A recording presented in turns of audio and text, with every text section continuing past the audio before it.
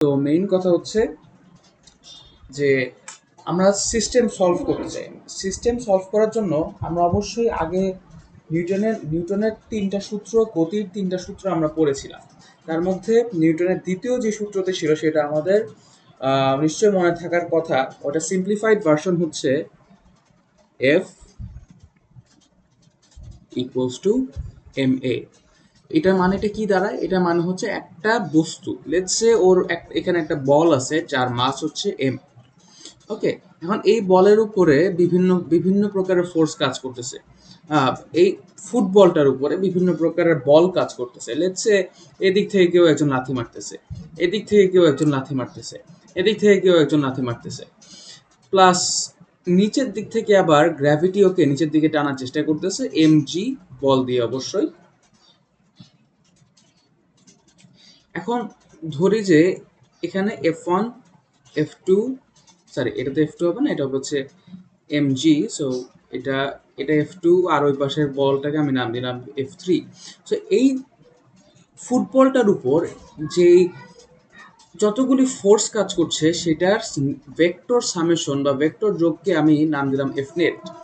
Fnet-এর যোগফল হচ্ছে F1 vector plus F2 vector plus F3 vector plus mg vector. So এই অবজেক্টটার উপর যেই নেট ফোর্সটা কাজ করছে সেটা is equal to F net vector is equal to the mass বা অবজেক্টটার যে ভর সেইটা টাইমস অবজেক্টটার যে অ্যাক্সেলারেশন বা ত্বরণ। ওকে, তাহলে আমরা এখান থেকে কি বলতে পারি? এই অবজেক্টটার যে অ্যাকচুয়াল যে নেট ত্বরণটা দ্যাট ইজ ইকুয়াল টু অবজেক্টের উপর নেট যে ফোর্সটা কাজ করছে সেটা ডিভাইডেড বাই অবজেক্টটার ভর। তার মানে অ্যাকচুয়ালি কি দাঁড়াচ্ছে? একটা অবজেক্টের উপর যে নেট ত্বরণ কাজ করতেছে দ্যাট ইজ ইকুয়াল টু অবজেক্টটার উপর যতগুলো ক্রিয়াশীল ভর আছে সেগুলো ভাগ অবজেক্টের যে ভর সেইটা। এই ক্ষেত্রে আমাদের এই এফ নেটের ভ্যালু কত? এফ নেটের ভ্যালু হচ্ছে এইটা exactly F1 vector plus F2 vector plus F3 vector বা mg ভেক্টর। এটা আর আলাদা করে লিখলাম না। ওকে, সো এটা হচ্ছে আমাদের প্রথম অংশটা গেল। পরে আমাদের কেসটা আমাদের আরেকটা কনসেপ্ট ধারণা আমাদের ক্লিয়ার থাকা উচিত, সেটা হচ্ছে উপাংশ। বাংলায় আমরা যাকে বলি হচ্ছে কম্পোনেন্ট, সরি ইংলিশে যাকে আমরা বলি হচ্ছে কম্পোনেন্ট।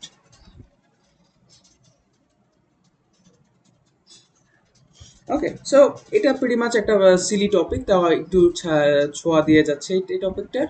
তা হচ্ছে যে লেটস সে এখানে একটা ফোর্স কাজ করছে আর আর ভেক্টর, এটা হরিজন্টালের সাথে থেটা অ্যাঙ্গেল ফর্ম করতেছে।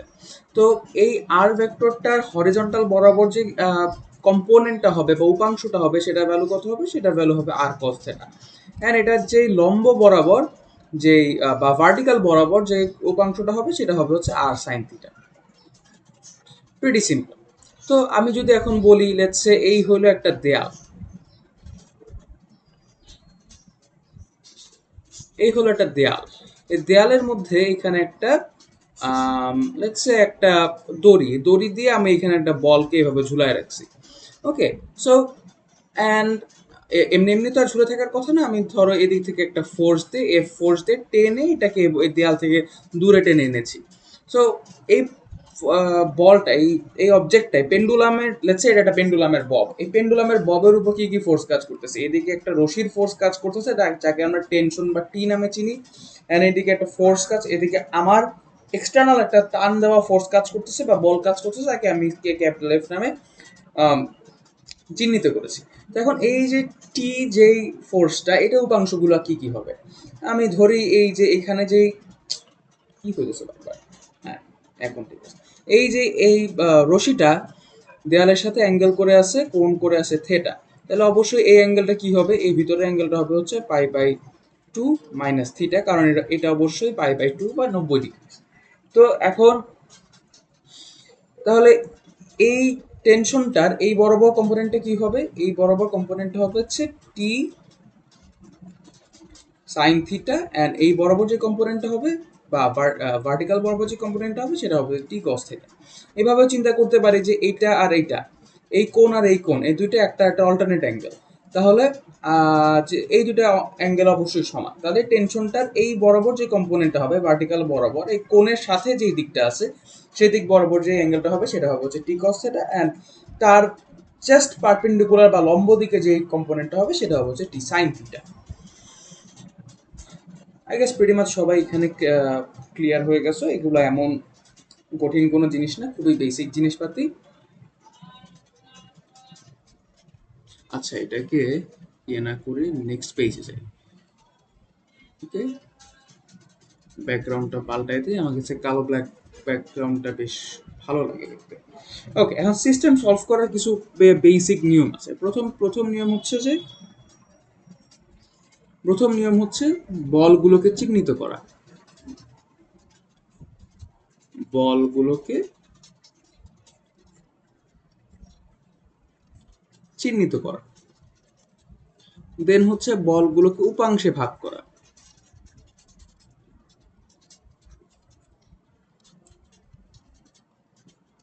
দেন হচ্ছে F equal to M A apply করা। দেন হচ্ছে এগুলোতে F equal to M A apply করে হচ্ছে সমীকরণ বানানো।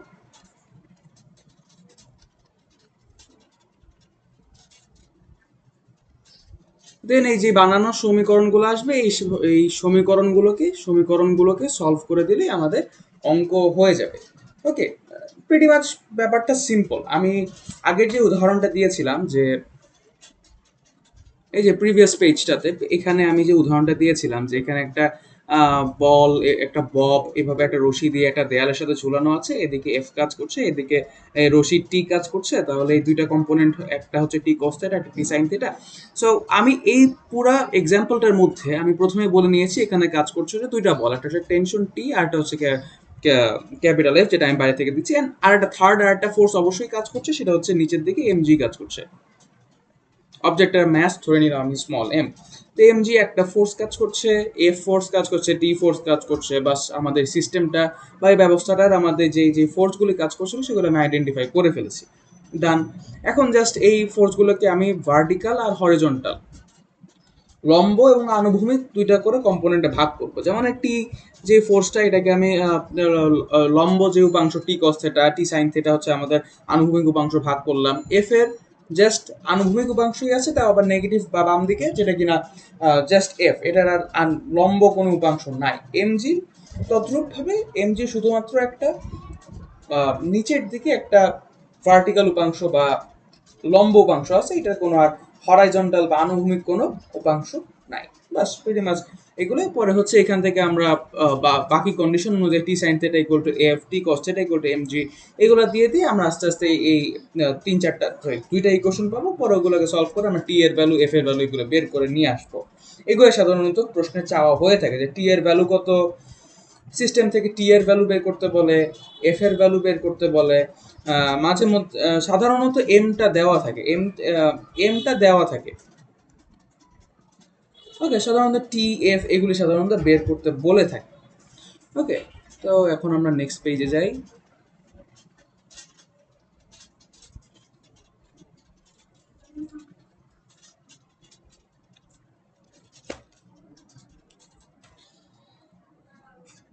একটা এক্সাম্পল আমরা এখন সলভ করব। ধরি এই হচ্ছে একটা টেবিল, টেবিলের উপরে একটা লেটস সে একটা বক্স রাখা আছে। এই বক্সটার ম্যাস আমরা ধরে নিলাম হচ্ছে স্মল এম। পরে এই এম মাসের যে বক্সটা আছে, এটাকে এখানে একটা রশি দিয়ে এটাকে এদিকে টেনে নেওয়া হচ্ছে।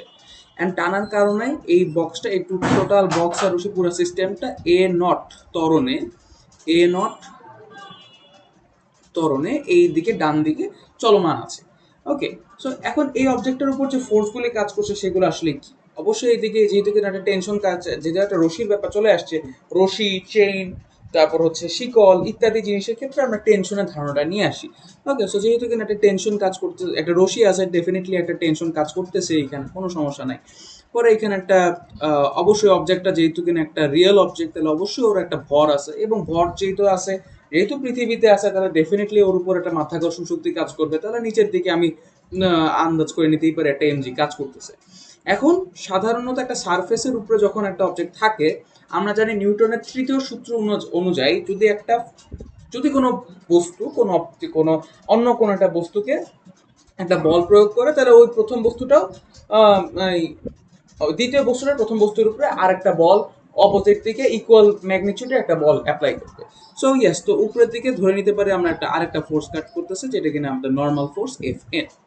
ওকে, তো এখন হচ্ছে আমরা এই প্রবলেমটাকে সলভ করব। ওকে, আমরা কি শিখে আসছিলাম যে a is equal to F by m, F is equal to M a থেকে।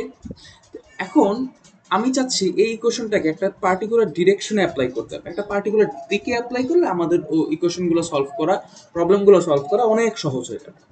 দেখো, একটু খেয়াল করো যে পুরো সিস্টেমটা কিন্তু এক্স, আমি যদি চিন্তা করি যে এখানে দুইটা অক্ষ আছে, এই ধরো ওয়াই অক্ষ, আর এইদিকে ধরো এক্স অক্ষ, আর ধরো এইদিকে হচ্ছে ওয়াই অক্ষ, তাহলে এই অবজেক্টে কিন্তু এক্স অক্ষের ডান দিক বরাবর, মানে এক্স অক্ষের পজিটিভ বা ঋণাত্মক দিক, ধনাত্মক দিক বরাবর গতিশীল আছে, তাই না? সো সিম্পল কথা হচ্ছে যে যদি কোনো অবজেক্ট ডানে যায় সেটা এক্স অক্ষের পজিটিভ দিক, বায়ে গেলে এক্স অক্ষের নেগেটিভ দিক, উপরে গেলে ওয়াই অক্ষের পজিটিভ দিক, নিচে গেলে ওয়াই অক্ষের নেগেটিভ দিকে অবজেক্টটা গতিশীল থাকে। ওকে, তো যদি এখন আমি তাহলে এই অবজেক্টটার ক্ষেত্রে এক্স অক্ষের পজিটিভ দিকে যে ত্বরণটা আছে সেটা যদি বের করতে চাই, সেটা নাম দিলাম আমি এ x, that is equal to summation of all forces along the x-axis along that direction over net mass. ওকে, তাহলে আমার এই এক্স অক্ষের পজিটিভ থেকে আমার কি কি ফোর্স কাজ হয়, জাস্ট টি টেনশন এই একটা ফোর্সই কাজ করছে ডিভাইডেড বাই এম, শেষ। তাহলে আমাদের এই এক্সাম্পলের ক্ষেত্রে tension T is equal to M A X, শেষ।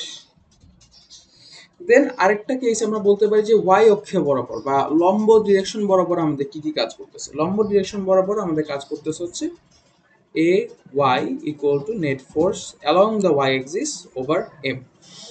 Net force along the y axis আমাদের আসলে কি কি আছে, আমি দেখতে পাচ্ছি যে উপরের দিকে কাজ করতেছে এফ এন আর নিচের দিকে কাজ করতেছে এম জি। আমরা এই অঙ্কগুলো সলভ করার সময় মেজরিটি কেসে উপরের ডিরেকশনটাকে পজিটিভ ধরবো, নিচের ডিরেকশনটাকে নেগেটিভ ধরবো।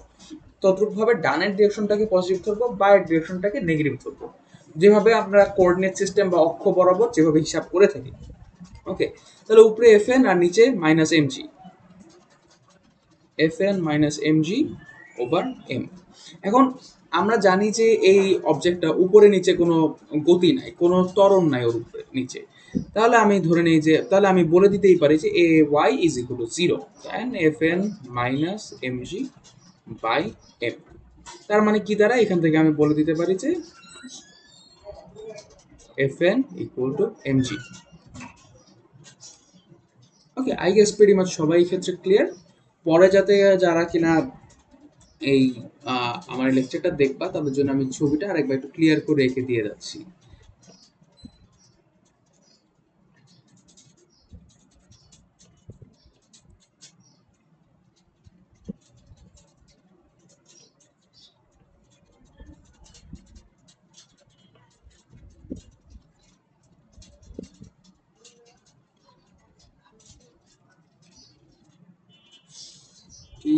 হ্যাঁ, এইদিকে যাচ্ছে এ নট ত্বরণে। ওকে, এখন আমরা পরবর্তী উদাহরণে যাই।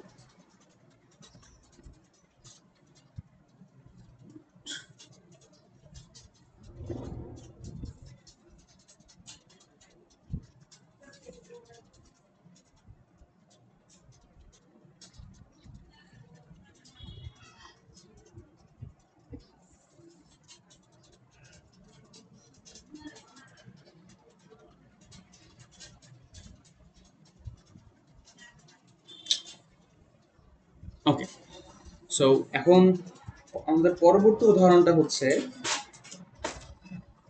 সিম্পল, আগে যেটা আমরা পড়েছিলাম সেটারই সর্ট অফ একটা এক্সটেন্ডেড ভার্সন আর কি। তো ধরো এই এক টেবিল, এই টেবিলের উপরে ধরো ওই সেম বক্সটাই আছে, বাট এই ক্ষেত্রে আমরা দুই দিক দিয়ে দুইটা রশি দিয়ে টানতেছি। তখন কি হবে, এদিকে একটা ফোর্স কাজ করছে টি ওয়ান, এদিকে একটা ফোর্স কাজ করছে টি টু, অ্যান্ড ও এদিকে যাচ্ছে এ নট অ্যাক্সেলারেশনে। ওকে, তাহলে অবজেক্টের ম্যাস যদি এম হয়, তাহলে আমি এই এক্স অক্ষ বরাবর ওর যে অ্যাক্সেলারেশনটা সেটা that is a x is equal to net force along the x axis direction বা x axis পজিটিভ অক্ষ বরাবর যে ফোর্স যতগুলি ফোর্স কাজ করছে তার নেট বা সমন্বিত যে ফোর্সটা সেইটা ওভার অবজেক্টের ভর। শেষ, অঙ্ক করা এখানে শেষ। T1 পজিটিভ, T2 নেগেটিভ, কারণ এটা ডানে এটা বাই, তাহলে এখানে T1 minus T2 by F। এটা সলভ করলে আমরা এই অ্যাক্সেলারেশনের ভ্যালু বের করে আনতে পারবো। পরে যদি টেনশনের ভ্যালু চাই তো পরে এগুলি সলভ করে আমরা টেনশনের ভ্যালুগুলি নিয়ে আসতে পারবো। আমরা পরবর্তী উদাহরণটা দেখি। এটাও আগের উদাহরণগুলোরই প্রিটি মাচ একটু হাইব্রিড একটা ভার্সন। এই একটা অবজেক্ট রাখা এখানে, অবজেক্টটাকে এই বরাবর একটা রশি, এই বরাবর একটা রশি, এই বরাবর একটা রশি, তিনটা রশি দিয়ে টানা হচ্ছে। এই যে রশিটা আছে এই রশিটা আনুভূমিকের সাথে থেটা কোণ উৎপন্ন করেছে। এটা যে ফোর্স অ্যাপ্লাই করে সেটা নাম দিলাম T2, এটা 2 হলে আমি বলে দিলাম এটা 1, এটা 1 হলে অপোজিট ডিরেকশনে যেটা কাজ করছে এটা T3। এটার ম্যাসও m, এটারও ধরো a নট একটা অ্যাক্সেলারেশন কাজ করতেছে, ঠিক আছে? তাহলে a নট বলতে পারো বা ax বলতে পারো হোয়াটএভার। সো এই অ্যাক্সেলারেশনটার ভ্যালু কত হবে? এই অ্যাক্সেলারেশনের ভ্যালু হবে হচ্ছে net force along x direction over mass. Net force along X direction এখানে কি কি কাজ করছে? T1 ডেফিনেটলি কাজ করছে, তার অপোজিট ডিরেকশনে T3 কাজ করছে। বাট এখন T2 নিয়ে আমরা কি হিসাব করতে পারি? আমরা কি বলে দিতে পারি যে অ্যাকচুয়ালি T1 আমাদের এক্স অ্যাক্সিস বরাবর নেট ফোর্স হচ্ছে T1 plus minus T3 plus T2? But exactly সেটা তো ঠিক শোনায় না, কারণ T2 পুরো অংশটা তো এই দিক বরাবর কাজ করতেছে না। একটা অংশ রেসপন্সিবিলিটি আছে অবজেক্টটাকে হালকা একটু উপরের দিকে লেভারেজ দেওয়ার জন্য। সো তাহলে কি হচ্ছে অ্যাকচুয়ালি? তাহলে হচ্ছে T2 একটা নিশ্চয়ই একটা কম্পোনেন্ট এই বরাবর কাজ করতেছে। তাহলে আমাদের এই বরাবর এক্স অ্যাক্সিস বরাবর আমাদের ফোর্সগুলো কি কি? T1 প্লাস T2 এর x component minus T3 over F। ওকে, এখানে তাহলে কি কাজ করছে? T1 T2 x, এটার ভ্যালু আসলে কত? T2 cos theta, T2 cos theta minus T3 over small m বা ভর বা ম্যাস। ওকে, আই গেস সবাই প্রিটি মাচ এখানে ক্লিয়ার। পরে এখান থেকে এগুলো যদি আমরা সলভ করে দিই, এগুলো সলভ করলে আমরা T1 T2 T3 বা হোয়াট এভার প্রশ্নে যা চাওয়ার থাকবে সেগুলো আমরা অ্যাকর্ডিংলি বের করে নিয়ে আসতে পারবো।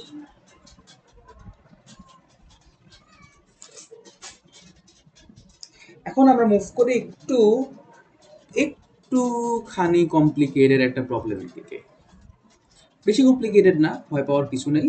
সিম্পল একটু মনোযোগ দিলে, একটু কমন সেন্স অ্যাপ্লাই করলে আমরা অঙ্কটা সলভ করে ফেলতে পারবো ইনশাল্লাহ।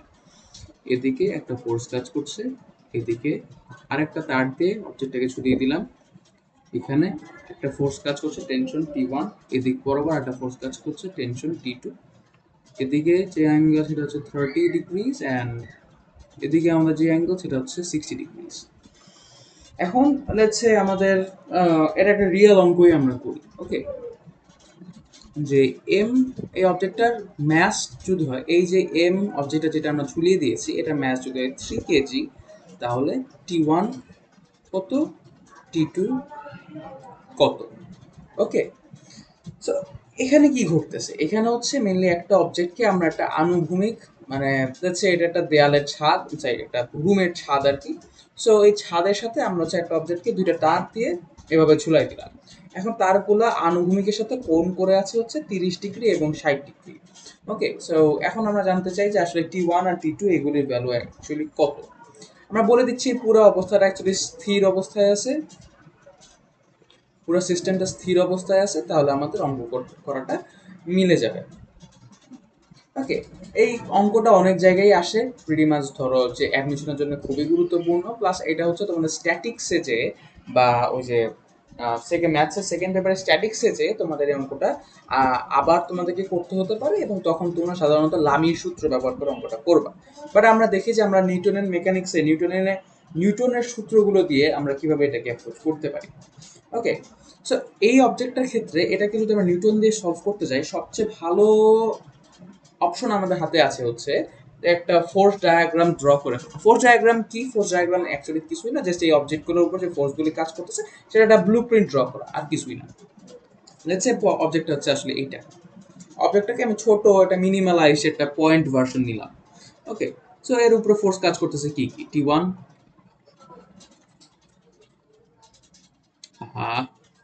একটু চলে গেছে, আমি ধরে নেই যে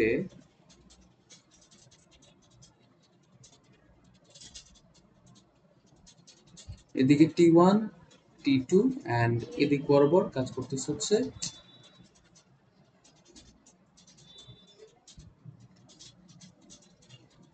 নিচের দিকে কাজ করছে হচ্ছে mg। ওকে, এখন আমার কোণগুলো লাগবে। কোণগুলো আমি কেমনে বের করতে পারি? এই চিত্রটাকে আমরা একটু এক্সপ্যান্ড করে দেখি। ওকে, সো এটা 30 হলে আমরা জানি এটা আর এটা একটা অল্টারনেট অ্যাঙ্গেল, দুইটা প্যারালাল লাইন, এটা ট্রান্সভার্সাল, এই দুটো অল্টারনেট অ্যাঙ্গেল, তাহলে এটা 30 হলে অবশ্যই এটাও 30 ডিগ্রিজ হবে। এটা 60 ডিগ্রিজ হলে এটাও 60 ডিগ্রিজ হবে। এক্সাম হলে এটা একদম চোখে দেখা মাত্রই যাতে মাথায় চলে আসে যে এখানে 30 হলে এখানে 30, এখানে 60 হলে এখানে 60। সিম্পল, একদম মুখস্থ। তাহলে এই অ্যাঙ্গেলটা আসলে কত হবে? এটা 30 ডিগ্রিজ, অ্যান্ড এই অ্যাঙ্গেলটা আসলে কত হবে? এটা হচ্ছে 30 ডিগ্রিজ।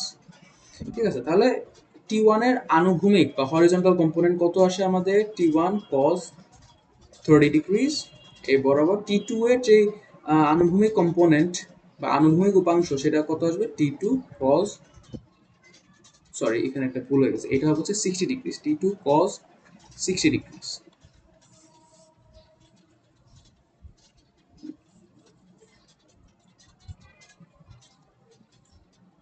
T2 cos 60 degrees. উপর দিকে আসলে কি কি কাজ করতেছে? উপর দিকে কি যে হয়ে আছে হাতে।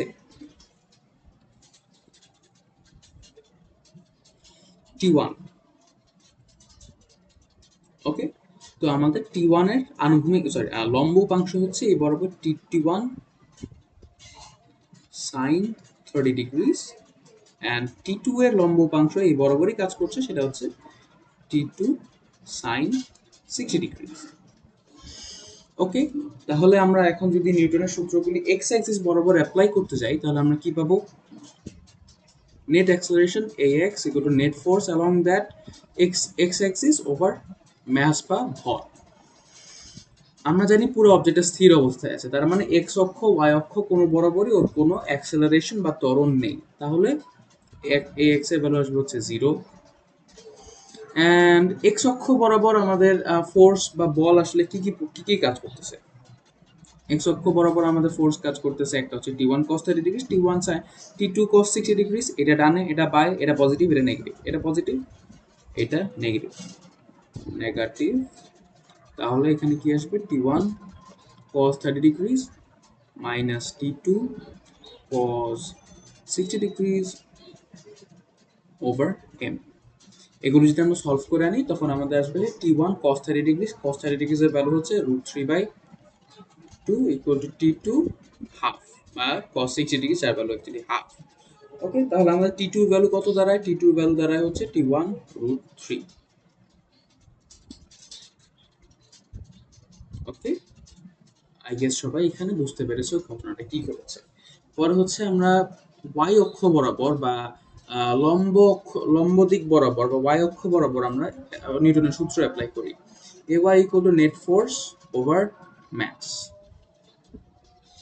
এখন আমরা দেখতে পাচ্ছি কি Ay এর ভ্যালু হচ্ছে 0, কারণ আমি আগেই বলেছি অবজেক্টটা স্থির অবস্থায় আছে। ওকে, তাহলে এটা 0 হলে এই বরাবর কি আসবে? F net force over mass. তার মানে কি দাঁড়ায়? আসলে ওর net force along y axis এটার ভ্যালু অ্যাকচুয়ালি 0। ওকে, এখানে y লিখে দিই, সব একটু বুঝতে সুবিধা হবে সবার। ওকে, এখন net force along y axis আসলে কি কি আছে? আমরা দেখতে পাচ্ছি যে y অক্ষ বরাবর বা লম্ব দিক বরাবর ওর ফোর্স কাজ করছে T1 sin 30 degrees, T2 sin 60 degrees and mg। আবার এগুলি উপরের দিকে, তাহলে অবশ্যই এগুলি পজিটিভ, এন্ড এগুলি নিচে, mgটা নিচের দিকে, ডেফিনেটলি এটা নেগেটিভ। ওকে, তাই যদি হয় আমরা সেটাই করি, T1 sin 60 degrees plus T1 sin 30 degrees, এইটা যোগ করব, এন্ড এখান থেকে অপোজিট ডিরেকশনে যে ফোর্সটা কাজ করছে বা বলটা কাজ করছে সেটা মাইনাস mg, বিয়োগ করে দিলাম, সব মিলে আসবে হচ্ছে 0। ওকে,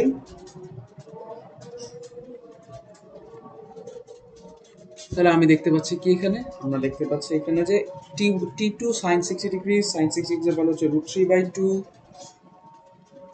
এটা হচ্ছে আসলে √3/2 এখানে আমরা এটা দেখতে পাচ্ছি, এটার ভ্যালু আসবে হচ্ছে হাফ, ঠিক আছে। তাহলে এখানে T1, আবার আমরা দেখতে পাচ্ছি যে T2 এর একটা ভ্যালু আমরা এখান থেকে পেয়ে গেছি, তা হচ্ছে T2 ইকুয়াল টু T1√3। তাহলে আমরা যদি এখানে T2 এর ভ্যালু বসাই, T1√3 ইন্টু √3/2, মানে হচ্ছে T1√3 minus T1 into sine 30 degree, যেটা value half, minus mg equal to 0। এখন যদি আমরা সাজায় গুছায় নিয়ে আসি, তাহলে আমাদের দেখা যাবে যে T1 এর ভ্যালু কত চলে আসে। এখানে আমরা যদি সব 2 কে বাদ দিয়ে দেই, এটাকে 2 দিয়ে বাদ দিয়ে দিলে, এখানে যদি এটা 2 দিয়ে গুণ দেই, তাহলে এখানে আমাদের আসবে 3, আর একে 3 থেকে 1 বাদ দিলে 2 থাকে, এখানে 3, সরি এখানে মাঝখানে একটা প্লাস থাকবে, এটা প্লাসই ছিল। তাহলে 3 আর একে 4, 4 ইন্টু, মানে দাঁড়ায় হচ্ছে যে 41 ইকুয়াল টু 60। 60 কেন? কারণ আমাদের m এর ভ্যালু হচ্ছে 3 কেজি, যেটা আগে আমি বলে দিয়েছিলাম। ওকে, তাহলে 6g, ঠিক আছে। তাহলে আমাদের T1 এর ভ্যালুটা এখন বের করতে হবে। T1 এর ভ্যালু হচ্ছে 6 ইন্টু g, মানে 9.8/4। অ্যান্সার ক্যালকুলেটরে বসে দাঁড়ায় হচ্ছে 14.7 নিউটন, ইউনিটটা দেওয়া মাস, ঠিক আছে। আমাদের T1 এর ভ্যালু বের হয়ে গেছে, আমাদের এখন দরকার কি T2 এর ভ্যালু।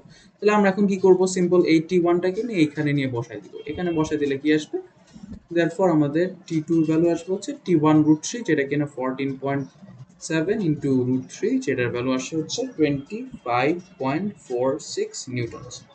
শেষ। প্রিটি মাচ সিম্পল একটা অঙ্ক। সাধারণত এগুলা এইচএসসি তে ওইভাবে আসে না, এইচএসসি তে আসলে আরো খুবই সিম্পল সিম্পল অঙ্ক আসে। সাধারণত এই চ্যাপ্টার থেকে এখানে এইচএসসি তে প্রশ্ন আসে না, আসে হচ্ছে অ্যাডমিশনে।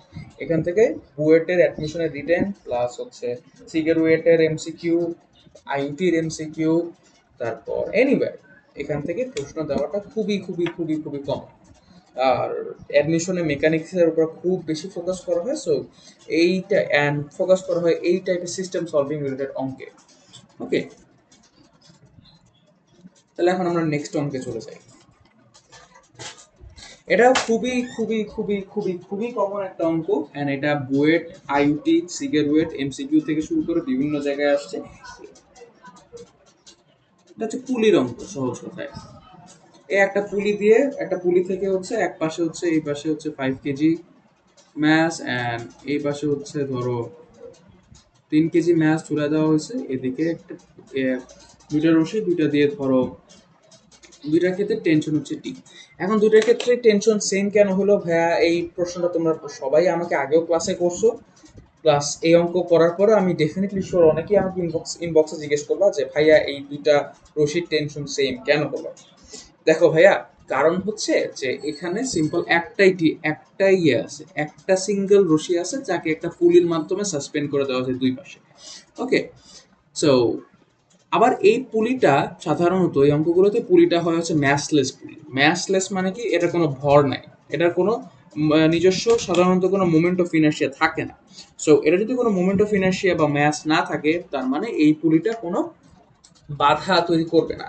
তার মানে এটা জাস্ট একটা সাপোর্ট হিসেবে আছে, বাট এটার অ্যাকচুয়ালি কোনো মেকানিক্যাল কোনো কি বলবো, মেকানিক্যাল কোনো এফেক্ট নাই। ওকে, তো একটু পুরোটা থাকা যায় কথা, না না থাকা অ্যাকচুয়ালি সেম কথা। এই জন্য এই দুই পাশে টেনশন অ্যাকচুয়ালি সেম, ঠিক আছে। এখন এই অবজেক্টের আমাদেরকে বের করতে হবে যে এটা অ্যাক্সেলারেশন কত অ্যান্ড টেনশন কত। এটা প্রিটি ইজি একটা অঙ্ক, এটা একটু সুইফটলি করতে পারতে হবে। এখানে ধরো এটা তো 3 কেজি ম্যাস, আর ওই পাশে হচ্ছে এটা 5 কেজি ম্যাস। তাহলে এখন আমরা একটা কথা একটু চিন্তা করি, এই যে 3 কেজি ম্যাসের যে অবজেক্ট আছে, এটার কেসে কি করতেছে। দেখো আরেকটা জিনিস বলে নিই, তা হচ্ছে অবজেক্টটা যেহেতু এই পাশে 5 কেজি, এই পাশে 3 কেজি, অবজেক্টটা কি মানে 3 কেজি যে পাশে কম ওজন সেই পাশে কি যাবে কখনো? কোনোদিনও না। এটা দাড়িপাল্লার মতো চিন্তা করতে পারো। লেটস সে এই যে চিন্তা করতে পারো এটা দাড়িপাল্লার মতন একটা জিনিস। হ্যাঁ, এই ধরো এই দাড়িপাল্লা এই পাশে একটা জায়গা, আর এই পাশে ধরো আরেকটা জায়গা। তুমি এই পাশে হচ্ছে 5 কেজি লেটস সে চাল দিছো আর এবার তুমি 3 কেজি চাল দিছো, তোমার দাড়ি পাল্লা কি কোনোদিনও এইদিকে নামবে? জীবনেও না। ওকে, সো এই ক্ষেত্রে 3 কেজি এদিকে আছে, এখানে 5 কেজি এদিকে আছে, তাহলে এই সিস্টেমটা ডেফিনেটলি এদিকে নামাটাই ওর জন্য স্বাভাবিক। তাহলে সিস্টেমটা অ্যাকচুয়ালি কী করবে, এদিকে মুভ করবে। তাহলে এই যে অ্যাক্সেলারেশনটা, এইটা এই পুরো সিস্টেমটার বাই দ্য ওয়ে একটা সিঙ্গেল অ্যাক্সেলারেশন আছে যেটার নাম হচ্ছে আমরা এ বললাম। ওকে, তো এই অবজেক্টটা এদিকে, এই 3 কেজি অবজেক্টটা উপরের দিকে যাবে এ অ্যাক্সেলারেশনে, 5 কেজি অবজেক্টটা নিচের দিকে যাবে এ অ্যাক্সেলারেশনে। তাহলে টি অবজেক্ট মানে সরি মানে 3 কেজি অবজেক্টের ক্ষেত্রে অ্যাকচুয়ালি কি হচ্ছে, ওর উপর থেকে একটা ফোর্স কাজ করছে টি। একটু ক্লামজি হয়ে গেছে ফিগারটা রাখি। হচ্ছে এই হলো বক্সটা, এই হলো 3 কেজি বক্স, উপরের দিকে কাজ করতেছে হচ্ছে টেনশন টি, নিচের দিকে কাজ করছে হচ্ছে 3G gravitation force. Okay, and উপরের দিকে আমরা যেহেতু কিনা নেট অ্যাক্সেলারেশনটা উপরের দিকে, কারণ এই অবজেক্টটা উপরের দিকে যাচ্ছে। ওকে, তাহলে আমরা এখানে এ লিখে দিলাম।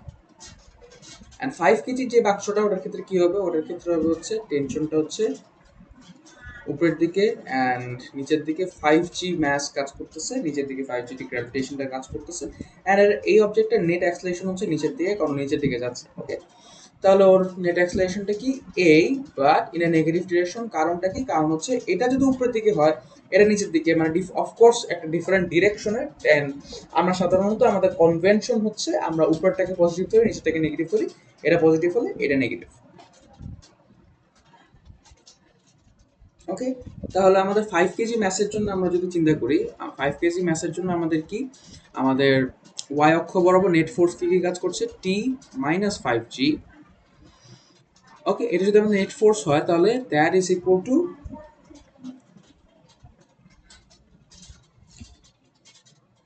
Net mass 5 gram times acceleration, acceleration A, but এটা একটা নেগেটিভ ডিরেকশনে কাজ করতেছে, নিচের দিকে কাজ করতেছে, এর জন্য মাইনাস এ।